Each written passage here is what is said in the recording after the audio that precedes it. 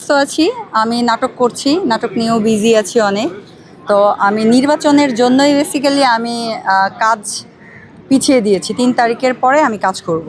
So নির্বাচনের আগে আমি কাজ করব না। এখন আমি সিনেমা নিয়ে ব্যস্ত আছি।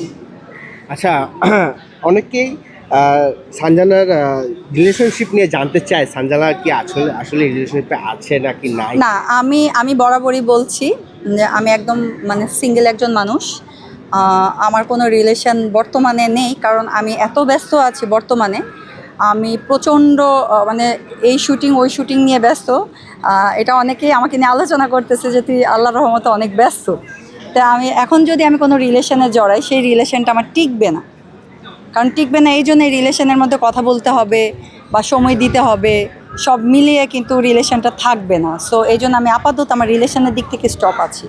হয়তো বা একবারেই বিয়ে করে ফেলবো। আচ্ছা, সানজানা আপনারা যদি জানতে পারবেন। সানজানা যদি বিয়ে করে কেমন ছেলের সাথে ছেলে চায় যে তার জীবনসঙ্গী হিসাবে? আমি একজন ভালো মানুষ চাই, যেন মানুষকে মানুষ বলে গণ্য করে, ভালো মনের একজন মানুষ। আহ,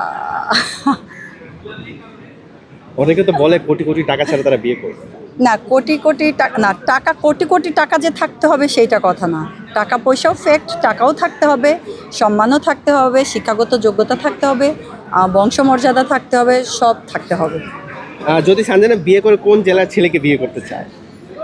না, জেলা বলতে আমি ঢাকার মানুষকেই বিয়ে করব। ঢাকা কেন? কিংবা দেশের বাইরে সেটেল, যেহেতু আমার একটা চিন্তা ভাবনা আছে দেশের বাইরে চলে যাওয়ার বা যাওয়ার, সব মিলিয়ে মানে আসলে কি ভাগ্য, বিয়েটা হচ্ছে আল্লাহর হাতে, জন্ম মৃত্যু বিয়ে। সো এখন আল্লাহ যেখানে আমার রিজিক রাখছে সেখানেই আমার বিয়ে হবে।